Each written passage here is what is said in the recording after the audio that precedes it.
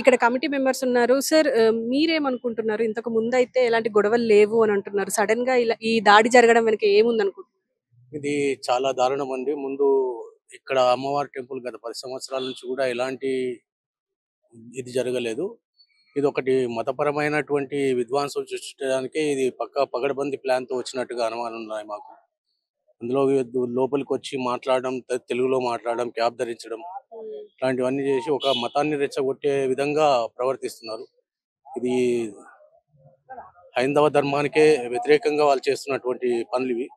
So, హైందవ ధర్మాన్ని కాపాడడానికి కూడా హిందువులంతా ఏకమై ఇటువంటి దుర్ఘటనలు మళ్ళీ రిపీట్ కాకుండా మరోసారి జరగకుండా ఉండాలని ఈ ప్రభుత్వాన్ని వేడుకుంటున్నాం. అలాగే హైందవ సమాజాన్ని ఏకం కావాలని కూడా నేను వేదికపై నుంచి కోరుకుంటున్నాను. Thank you. సార్ మీరు చెప్పండి. అంటే ఈ సమయంలో 8 అంటే బిఫోర్ జరిగింది. మీకెప్పుడు తెలిసింది? మాకు జరిగిన ఒక 5, 10 నిమిషాలకు తెలిసిందండి. తెలవంగానే హుటాహుటిగా మా మిత్రులు ఫోన్ చేశారు నాకు. ఫోన్ చేయగానే మేము యశోదాకి తీసుకొని వెళ్ళడం జరిగింది. యశోదలో వెళ్ళంగానే ఆయనకు అక్కడ ట్రీట్మెంట్ కూడా సరిగ్గా చేయడం లేదు వాళ్ళు. ఫస్ట్ ఏమైందంటే మామూలుగా ఏమైంది యశోదలో అంటే ఫస్ట్ వెళ్ళంగానే వాళ్ళు ఏం చేశారు, మామూలుగా ఎలా అయింది ఇది అంటే ఇట్లా గుర్తు తెలియని వ్యక్తి వచ్చి ఇట్లా గుడిలో దాడి చేయడం జరిగింది. అందు గురించి ఇట్లా అందరము అదే ఇట్లా తీసుకురావడం జరిగింది ఎమర్జెన్సీగా అంటూ మేము అప్పుడే పోలీస్‌కి కూడా కాల్ చేయడం జరుగుతుంది. వాళ్ళు అదంతా గమనించి వాళ్ళేమనుకున్నారంటే వీళ్ళు బిల్ కడతారో కట్టరో, లేకపోతే ఇక్కడ జనాలు ఎక్కువ గ్యాదరింగ్ అయితారేమో అనుకోని వాళ్ళేం చేశారు, అప్పటి నుంచి అక్కడ ట్రీట్మెంట్ చేయకుండా ఈ ట్రీట్మెంట్ మా దగ్గర ఇక్కడ లేదు, మీరు ఇమీడియట్లీ సరోజినీ దేవికి తీసుకెళ్ళండి, కంటిది ప్రాబ్లం ఉంది అంటున్నారు. వాస్తవానికి నిన్న మళ్ళీ మేము తీసుకెళ్తే అక్కడ సరోజినీ దేవి కూడా కంటి ప్రాబ్లం పెద్దగా ఏం లేదు. అదంతా అక్కడ ఆయనకు యాసిడ్ పడడంతో ఈ స్కిన్ అంతా జారడం జరిగింది. ఏదైతే కాలుతే ఏదైతే జరుగుతుందో అలాగా ఈ స్కిన్ అంతా మొత్తం తోలు లేచిపోవడం అలా జరిగింది ఆయనకు.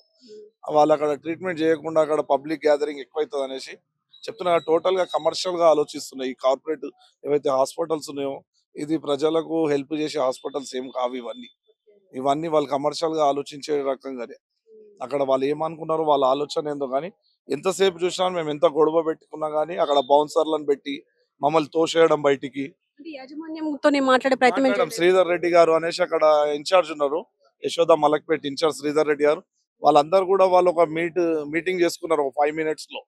అక్కడ డాక్టర్స్ వాళ్ళంతా చేసుకొని వాళ్ళు ఇక్కడ షిఫ్ట్ చేయడమే బెటర్. ఇక్కడ వీళ్ళంతా ఇక్కడ ఉంటే న్యూసెన్స్ అవుతుంది, ఇక్కడ డిస్టర్బ్ అవుతుంది వేరే పేషెంట్స్. కానీ ఏం ఆలోచించిన లేకపోతే బిల్ కట్టారు అనుకున్నారో ఏదో.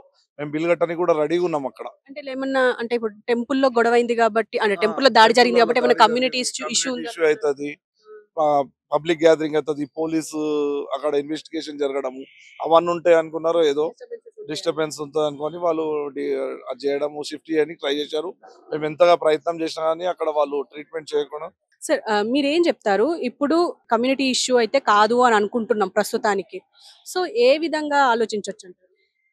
మనం అనుకుంటున్నాం మనకు వచ్చిన ఇన్ఫర్మేషన్ అనుకుంటాం. కాకపోతే మీరు ఇప్పుడు గతంలో కూడా మన రాష్ట్రంలో కాదు ఎన్నో రాష్ట్రాలలో చూడండి ఈ లవ్ జిహాద్ కానివ్వండి ఇవన్నీ ఎలా జరుగుతున్నాయి. బొట్టు పెట్టుకోవడము, మెడలో రుద్రాక్ష వేసుకోవడము, చెయ్యికి కంకణం వేసుకోవడము, ఇవన్నీ చేసుకుని ఇవన్నీ చేస్తున్నారు. మనం వాడిని నిజంగా ఆధార్ కార్డు ఏదో చూసుకుంటే అప్పుడు వాని పేరు ఏదో సలీమో లేకపోతే షేకో ఏదో తెలుస్తుంది. మనం తెలుసా తెలియదో మనము పోలీసులు నిర్ధారణ చేసే వరకు ఏది చెప్పలేమండి. కాకపోతే నిన్న ఇప్పుడు ఇంకో విషయం చెప్పడం మర్చిపోయాను నేను. నిన్న మమ్మల్ని బౌన్సర్లను పెట్టి యశోద హాస్పిటల్లో బయటికి నూకేయడంతో పాటు అక్కడ ఒక గ్యాస్ లాంటిది రిలీజ్ చేశారు వాళ్ళు.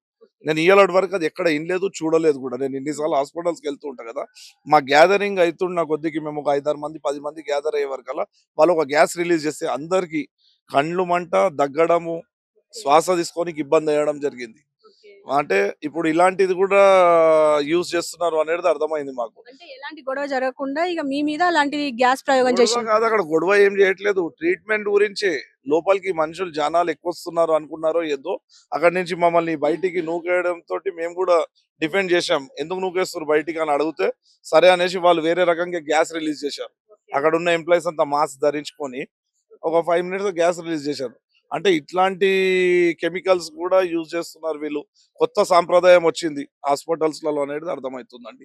కార్పొరేట్ సంస్థ కాబట్టి ఇలాంటి ట్రై చేసి ఉంటదండి. అంటే ట్రై చేస్తారు కానీ మాకేమైనా ఎఫెక్ట్ అయితే ఇప్పుడు అక్కడ ఉన్న వేరే పేషెంట్స్ కానివ్వండి ఇంకా వేరే వాళ్ళు ఎంతో మంది ఉంటారు హాస్పిటల్ అంటే, వాళ్ళు దాని వల్ల మాకు ఏదైనా వేరే సమస్యలు వస్తే వేరే ప్రాబ్లం కూడా అవుతుంది కదా. కానీ దీని మీద ఖచ్చితంగా మేము కూడా పోలీసులకు ఇన్ఫార్మ్ చేయడం జరిగింది. ఏసీపీ గారు కానీ దీనికి సంబంధించిన ఎవిడెన్స్ ఏమైనా ఉందా? ఉన్న అంటే ఎవిడెన్స్ ఏముంటుంది, దగ్గు వస్తుంది, మేము తుమ్ముతున్నాము, కళ్ళు మంటలేస్తున్నాయి. మాకేమో అది ఎయిర్, అది గ్యాస్ అనేది మనం కనిపించదు కదా. అందరు అక్కడ ఉన్న వాళ్ళందరికీ కూడా ఆ నిమిషంలో మీరు సీసీ కెమెరాస్ లో చెక్ చేస్తే యశోదలు ప్రతి ఒక్కరు తగ్గుతున్నారు. ఓకే. మొత్తం హాస్పిటల్ అంతా దగ్గడము, కళ్ళు మంట, అందరం బయటికి ఉరికి రావడం జరిగింది. సో చూస్తున్నారు కదా, అంటే ఈ చర్య కూడా హాస్పిటల్ చేసిన ఈ చర్య కూడా కరెక్ట్ కాదు అని అంటున్నారు. ఎందుకంటే అంటే ఒక రకమైన గ్యాస్ రిలీజ్ చేయడం వల్ల వాళ్ళకు దగ్గు అండ్ కళ్ళు మంట అవన్నీ స్టార్ట్ అయ్యాయంట. సో ఇది కూడా ఒకసారి అంటే పోలీసుల దృష్టికి తీసుకెళ్లే ప్రయత్నం చేస్తామని అంటున్నారు. మరి చూడాలి అసలు ఏం జరుగుతుంది అనేది. సో మీరు చెప్పండి, ఏమంటున్నారు యశోద హాస్పిటల్లో? ఒక బాధితుడు యశోద హాస్పిటల్‌కి వెళ్ళినప్పుడు వాళ్ళు ట్రీట్మెంట్ స్టార్ట్ చేయకుండా ఓన్లీ డబ్బుల పరంగా, వ్యాపార పరంగా ఆలోచించేసి ట్రీట్మెంట్ చేయకుండా మా దగ్గర ట్రీట్మెంట్ లేదని చెప్పేసి సరోజినికి ప్రిఫర్ చేయడం చాలా ఘోరమైన పరిస్థితి. ఈ ప్రైవేట్ హాస్పిటల్లన్నీ కమర్షియల్‌గా తయారయ్యి వ్యాపార పరంగా నడుస్తున్నాయి తప్పించి మానవత్వం, దృక్పథం ఎక్కడ లేకుండా పోయిందండి.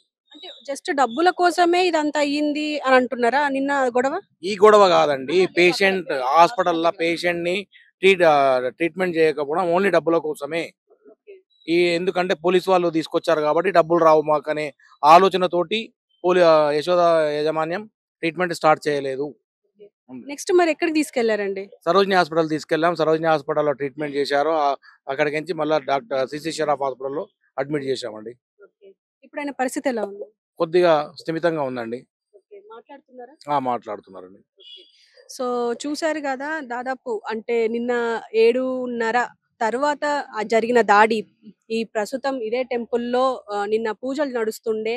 మొత్తం లేడీసే ఇక్కడ ఉండే. సో వాళ్ళ తరపున చూసినా కూడా అంటే పోయి పట్టుకునేంత అక్కడ ఎవరు లేకుండే. సో అందుకు అతను తప్పించుకునే ప్రయత్నం అయితే జరిగింది. సో ఏదేమైనా అంటే ఒక పక్క బాధితుడు బాధపడుతూ ఉంటే హాస్పిటల్‌లో కూడా అంటే అంత పెద్ద కార్పొరేట్ సంస్థ అయ్యి కూడా అసలు బాధితుడిని పట్టించుకోకుండా వేరే హాస్పిటల్ తీసుకెళ్ళండి అని చెప్పడం, మా దగ్గర ఆ ట్రీట్మెంట్ లేదు అని చెప్పడం చాలా దారుణం అనే చెప్పుకోవాలి.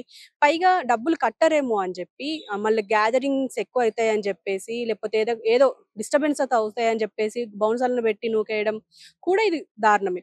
సో ఇంకో పక్క ఇది చూసినా కూడా కమ్యూనిటీ అంటే వేరే కమ్యూనిటీ ఏమైనా వచ్చి ఇక్కడ ట్రై చేసిండ్రా, దాడికి పాల్పడ్డారా అంటే ఖచ్చితంగా అవును, కాదు అని చెప్పలేం. ఎందుకు అనంటే ఇప్పటికీ ఇంకా ఇంటెలిజెన్స్ రిపోర్టింగ్ ఏం రాలేదు. పైగా ఇంకో పక్క దీనికి సంబంధించి ఇంకా విచారణ జరుగుతూనే ఉంది. విచారణకు సంబంధించి ఒక రిపోర్ట్ వస్తే గాని ఇప్పుడు ఏం జరిగింది, పైగా ఆ దాడి చేసిన వ్యక్తి టీ షర్ట్ మార్చుకొని మళ్ళీ మాస్క్, క్యాప్ పెట్టుకొని ప్రీ ప్లాన్డ్‌గా వచ్చారు కాబట్టి మనం ఏం చెప్పలేకపోతున్నాం. ఒకవేళ దొరికితే అతను ఎవరు, ఏంది అనేది చెప్పొచ్చు. పైగా టెంపుల్స్ పైన మనం ఈ మధ్య చూస్తూనే ఉన్నాం. ఈ 1 ఇయర్‌లో 2024 నుంచి జరుగుతూనే ఉన్నాయి. అటు ముత్యాలమ్మ టెంపుల్ గాని, హనుమాన్ టెంపుల్ గాని, భూలక్ష్మి టెంపుల్ గాని, ఇప్పుడు మళ్ళీ ఈ రోజు కూడా ఇదే టెంపుల్ మీద ఇలా టెంపుల్ల పైన దాడి జరగడం మీద కూడా మేము ఖండిస్తున్నామని అంటున్నారు. ఎందుకు అనంటే ఇంతకు ముందు వాడు పిచ్చోడనో, లేకపోతే ఇంకా వేరే కమ్యూనిటీ అనో, లేకపోతే పిచ్చోడు అని చెప్పేసి ముద్ర వేసేసి వాడిని పక్కకు తరిమేస్తున్నారు. సో ఇదంతా కరెక్ట్ కాదు. ఖచ్చితంగా దీని మీద యాక్షన్ తీసుకోవాలి. ఇంటెలిజెన్స్ కూడా దీని మీద ఒక కన్నేసి ఉంచాలి. హిందూ దేవాలయాల మీద దాడులు జరగడం కరెక్ట్ కాదు అని చెప్పేసి అంటున్నారు. ఎందుకు అంటే గోపి అనే వ్యక్తి గాని, ఈ టెంపుల్ గాని ఎలాంటి గొడవల్లో లేరు. అంటే టెంపుల్ కూడా గత 13 సంవత్సరాలుగా ఈ నిర్మాణం జరిగిన తర్వాత ఒక్క గొడవలో లేదు. అండ్ ఆ గోపి అనే వ్యక్తి ఎవరైతే ఉన్నారో అకౌంటెంట్, అతను కూడా ఎలాంటి గొడవలు పెట్టుకోలేదు. వచ్చే భక్తుల్ని కూడా చాలా సామరస్యంగా, చాలా పద్ధతిగా మాట్లాడించేవారు కాబట్టి అసలు గొడవకు తావే లేదు అని అంటున్నారు. అలాంటప్పుడు ఆయన మీద దాడి జరగడం